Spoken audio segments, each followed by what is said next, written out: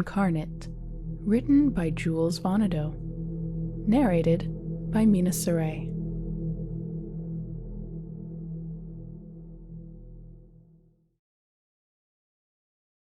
Flashing lights, crashing waves, piercing screams, erupting golden acid, plummeting shards of glass. A voice softly said, "Stay." Beck woke up in a hot sweat. Her heart raced as she jolted from her sleeping position, hazily looking forward in her dark room, tensed and hyperventilating. She calmed her breathing down as she realized what she saw was nothing more than what she's been experiencing for the past 2 weeks. A nightmare. Readjusting to normalcy, she checked her phone for the time, only to realize that it was 3:23 a.m. She had to get up in a few hours. Annoyed, Beck slumped back down into her sheets to try to get a good rest for the remainder of the night. At 7 a.m., Beck's alarm went off. It rang only once before she shut it off. She never went back to sleep. She lied awake, thinking. She begrudgingly got out of bed to start her morning routine. Her room was quaint, with lavender walls holding handcrafted watercolors and luminous fairy lights. When she first moved almost 10 years ago, she got to pick which empty room would be hers. Obviously, she chose the bigger one. After taking her shower and getting dressed, Beck began to brush her teeth. The fog still resonating from the heat of the shower obscured the view of the mirror. She stared forward, blankly moving from task to task as if it were instinct. As the fog receded, she grabbed her primer, and as she looked up, she saw a large, unfocused form. Something dark, with sunken yet piercing red eyes, visible in the mirror. Beck froze. She felt a chill down her spine and quickly looked away. She couldn't make out what she saw, but whatever it was unnerving. Beck's hands began to shake as she stared down at the porcelain sink, too afraid to look up, too anxious to see what the mirror would reveal. She decided not to put her makeup on, rushed out the door, and grabbed her things from the room. Beck shuffled downstairs to find her mom in the kitchen eating breakfast. She walked up next to her and sat down at the table, where a plate of food had been prepared for her. "How'd you sleep, kiddo?" her mom asked.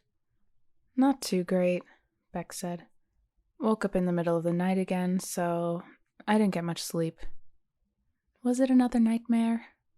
asked her mom. Beck nodded, unwilling to say anything more about the subject. Her mom responded in turn with silence.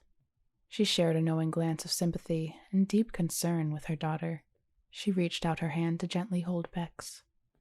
"Rebecca," she said, "I know you're going to Dr. Getty's in a few minutes, but is there anything you want to talk about with me? I promise I'm a good listener." Beck took a second to process her mother's words. The words she said seemed genuine, but didn't appear understanding. Rather than relaying her thoughts, Beck smirked at her and said, "Thanks, Mom, but I'm good." They spent the rest of their morning together in silence. Having a conversation would mean that they would most likely discuss recent events, the last thing that Beck wanted to do. After finishing breakfast, Beck hugged her mom goodbye as she left the house to drive to her appointment. The skies were overcast, glooming down on the cityscape below that waited for the imminent downpour.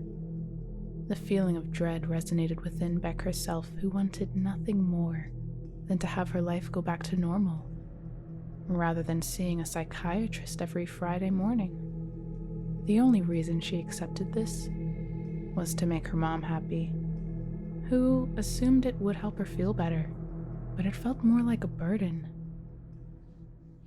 As she sat in the waiting room of the renowned Dr. Noel Geddes, Beck rifled through the outdated celebrity magazines and occasionally glanced at the decade-old television directly across from her. As the commercials began, Beck looked to her left at a person in the hallway. Only, it was not a person. A giant, matted figure of indigo hue lurked in the deep shadows of the corridor. It had black, recessed holes for eyes, and a grin of jagged teeth. Beck couldn't believe what she was seeing. She began to sweat, staring at the horror that haunted her nightmares. In almost an instant, it sprinted towards her. Beck screamed in terror and slammed her eyes shut. She opened her eyes to find that nothing had happened. With a pounding heart and clenched muscles, she looked around the room. The figure was gone. Beck thought, there's no way that was all in my head, right? But seeing how the secretary looked at her as if she was crazy, there seemed to be no other option. Suddenly, Beck heard a voice on her right. "Hey, nice to see you again, Beck," Dr. Geddes said. "Are you ready to come in?" Beck quickly readjusted herself to appear relaxed. "Yeah, let's go," she said as she hopped out of her chair and entered Dr. Geddes' office. The session with Dr. Geddes was ordinary. Beck would tell her about the events of the previous week and would constantly be asked about how that made her feel. She always said that she was fine, but Dr. Geddes knew it wasn't true. Towards the end of their session, Dr. Geddes said, "So, I can tell something's on your mind. You know, you're more than welcome to share. It's just been a crazy week. What with midterms and all, I'm just a little scatterbrained right now." Dr. Geddes nodded with a concerned look. "Beck," she sighed, "we've been talking for a while now, and I want you to know that it's okay to not be okay. Things are difficult for you right now, and rather than internalize or run away from your pain, let it out. I guarantee it will make you feel better."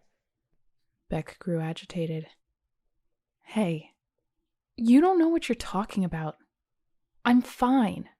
Stop pretending like you know me. It's part of my job to know you. I care about your well-being, and I understand how you're feeling. You're hiding the truth from yourself to make yourself feel better, and it won't work. I could see it when I first saw you today. You were more on edge than usual. I just didn't see you walk up, geez. And just because I told you I had nightmares doesn't mean anything. I'm just stressed out from school. Nothing's wrong, and nothing's different."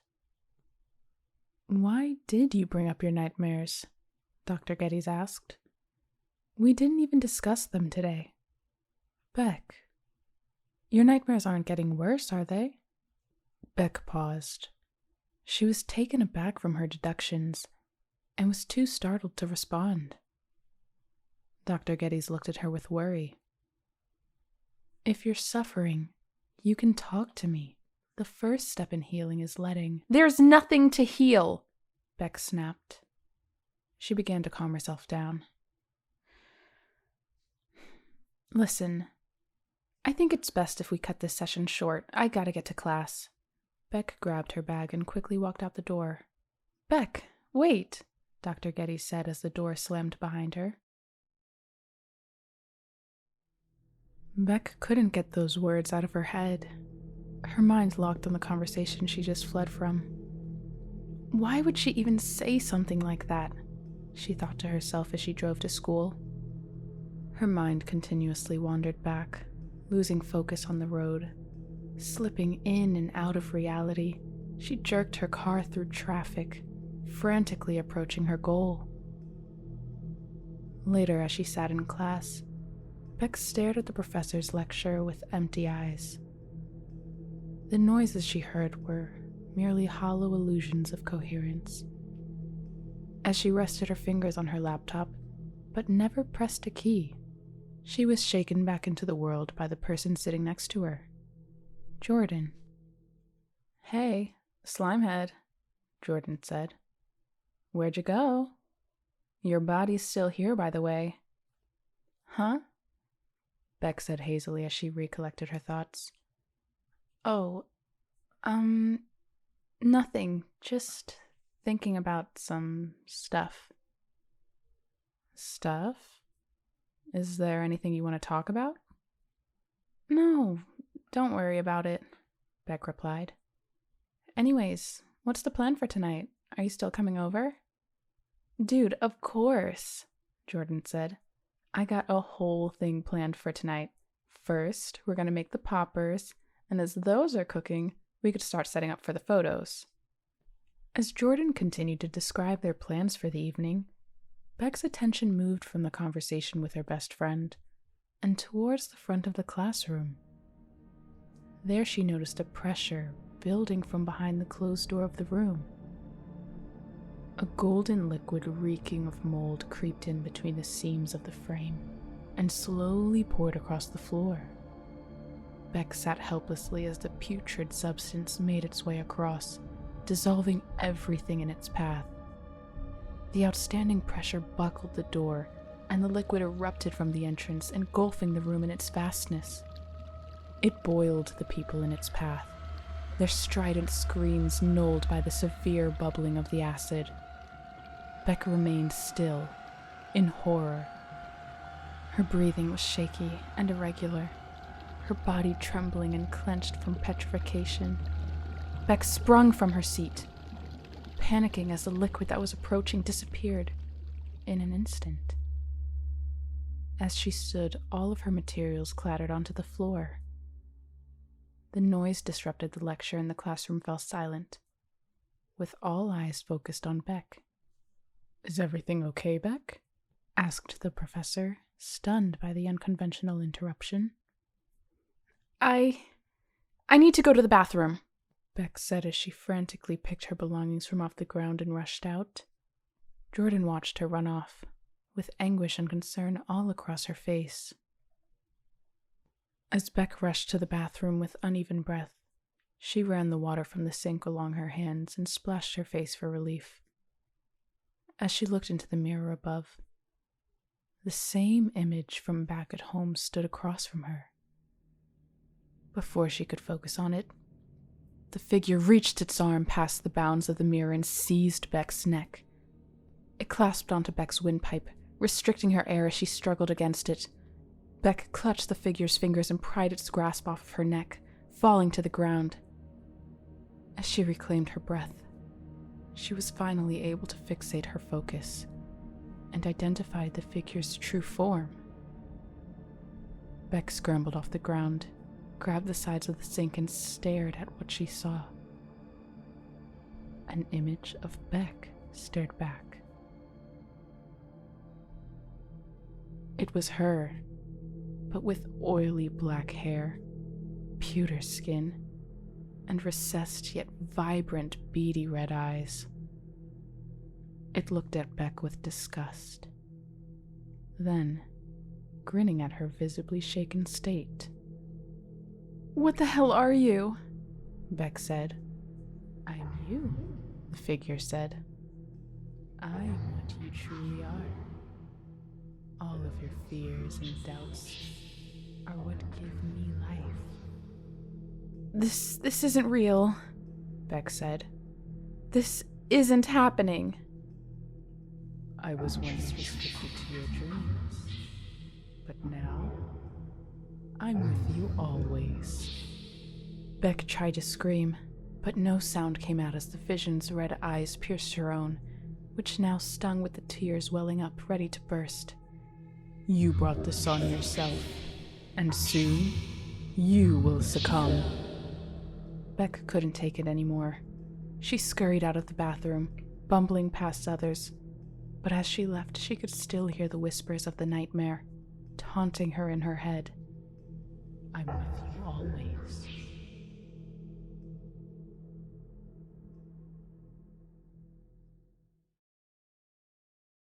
Beck and Jordan drove to her house in silence. Beck frowned throughout the drive, unable to talk about her outburst. Whenever Jordan wanted to speak, she would pause and then slump back down into her seat. As they reached their destination, Beck slammed the car door, prompting Jordan to finally speak up. Beck, come on, she said. It's been weeks and we haven't spoken a word about it. About what? Beck asked. You know exactly what. I'm only prying because I care about you. Look, I get it, but you see, the thing is, you don't get it, Beck snapped. No one gets it. I just want to go back to normal, okay? Beck dismissed the discussion and looked ahead to her front porch, only to see the nightmare waiting at the door. Its rotting, grotesque hand reached out, and Beck began to choke, suffocating from lack of airflow. She heard the murmurs of the shade once again. I'm with you always. She fell to the ground in pain, as images of nightmares hauntingly appeared before her. As Jordan ran to her aid, Beck asphyxiated and fell unconscious. Beck woke up hazily on the couch in her living room. Covered by a blanket, she sat up, lightheaded, to see Jordan on the love seat next to her asleep, and looked past at the window to see the sun setting behind her. The last thing I remember is being outside, Beck thought to herself. I couldn't have passed out, but that must have been what happened. I've been out for hours. As Beck pieced together these events, she realized how the effect that the nightmare had on her was getting stronger and stronger, to the point that she couldn't even rely on her own body. It was right. She couldn't escape it. It was too much, and Beck couldn't take much more of it. She needed to talk to someone. With Jordan asleep and her parents not home yet, she knew of one other person willing to listen. Back in her office, Dr. Geddes gathered her belongings and approached her door to leave for the day. Before she made it to her exit, Beck barged in, desperate to catch her. Dr. Geddes, wait! Beck said. Beck? Dr. Geddes said, surprised. It's almost night. What are you doing here? I know you're about to go, but please, listen. I know that I can't hide from the truth anymore. I need to face it. I'm ready to talk. Dr. Geddes heard the sincerity in her voice. She allowed Beck to sit down, where she began to describe everything. It was a Friday night. I was watching TV in my room when I heard him trying to sneak out of the house. My brother, Lucas. He's such a goofball, and he isn't slick at all. He told me he was going to a senior party, and I told him to take me with him, or else I would tell Mom and Dad.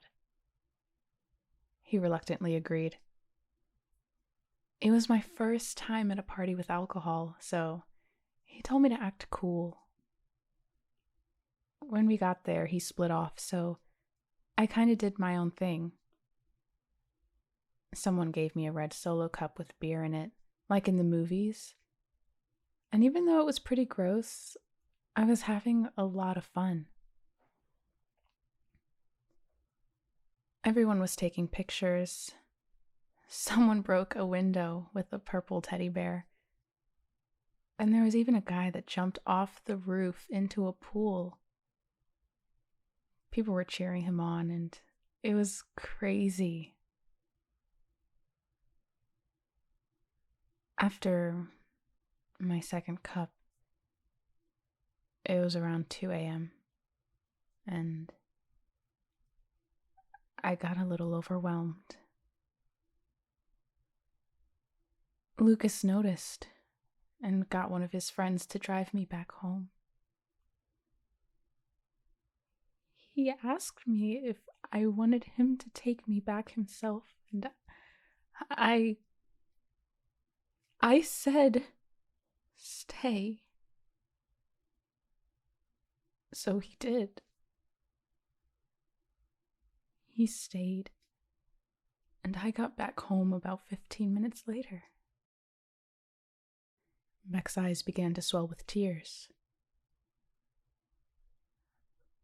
About 3 hours later, cops pulled up to our house. They told us that Lucas stayed at the house that night and fell asleep on the couch. He was on his back, and because he was drinking, he threw up in his mouth, but he couldn't turn over. Beck started sobbing. He choked on his own vomit. He died, and it's all my fault. If I didn't tell him to stay, he'd still be here. My brother's dead because of me. Beck put her head in her lap, weeping after finally admitting to herself what's caused her so much pain. Dr. Geddes grabbed her hand and spoke gently. Beck, she said, what happened to your brother isn't your fault. He made his choice, and what occurred afterwards was nothing more than a terrible accident. Something you couldn't have controlled. Then why does it hurt so much? Beck asked. Because you lost someone you loved. That's always going to hurt. We'll always live with that feeling of loss. But we also learn to accept it and not move on, but move forward. And the first step in that process is facing the truth, which we've done today. Beck wiped the tears from her face. Thank you, Doctor, she said. Thanks for listening. Perks of the job, Dr. Geddes joked. Beck drove back from Dr. Geddes' office. She arrived at home where her mother and Jordan anxiously waited for her return. As she opened the door, her mother ran towards her and hugged her. Thank God you're okay, she said. I'm so sorry, Mom, Beck cried. I just miss him so much. I do too, Rebecca, her mom said. I do too. Beck hugged Jordan as well. Thank you for being there for me, Beck said. I'm sorry I tried to push you away. Dude, it's okay, Jordan said. I'm gonna be with you no matter what. Always. Don't forget that. As Beck finished up her nightly routine, she looked once again into the bathroom mirror as she brushed her teeth. She looked closely and saw the nightmare looking back at her. Beck stood her ground, unmoving and unafraid, as she watched the nightmare slowly fade away. And in its place was Beck's reflection. Beck left the bathroom, went to her bed, shut off the lights, and finally went to sleep.